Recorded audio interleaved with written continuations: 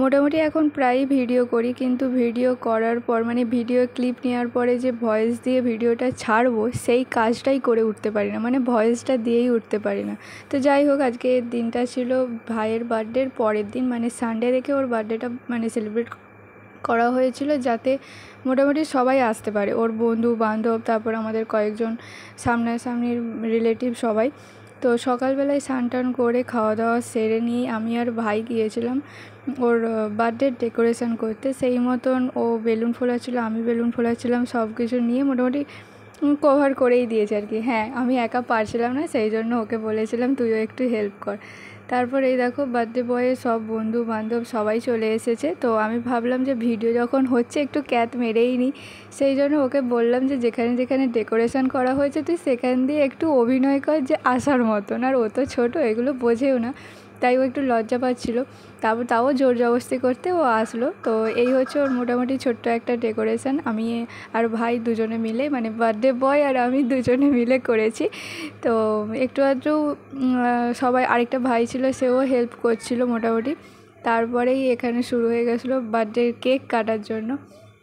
আর এই যা রুমটা এতটাই গরম ছিল না, মানে আর দুপুরবেলাও ছিল, তো সেই জন্য একটু বেশি তাড়াতাড়ি করছিলাম সবাই মিলে।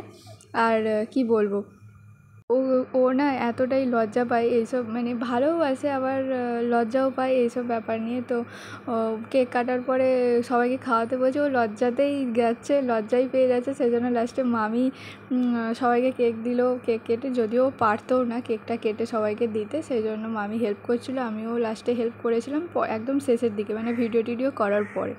তাছাড়া আরও সবাই ছিল, তারাও কেটে দিচ্ছিলো।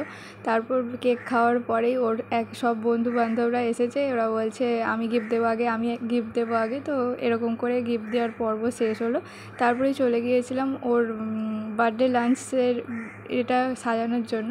তো মামির ইচ্ছে ছিল যে ফুল টুল দিয়ে ওর বার্থডে লাঞ্চটা মানে খুব ভালো করে যেন সাজানো হয়।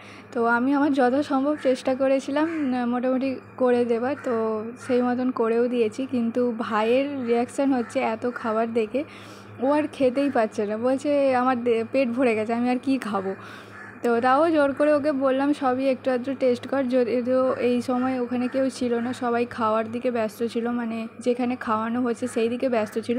তাই মামিই ছিল বলে মামিকে বললাম তুমি প্রথম খাবারটা ওকে খাইয়ে দাও, আর বলে মামি একটু পায়েস খাইয়ে দিয়েছিলো। তারপরে ও নিজে নিজেই খাচ্ছিলো।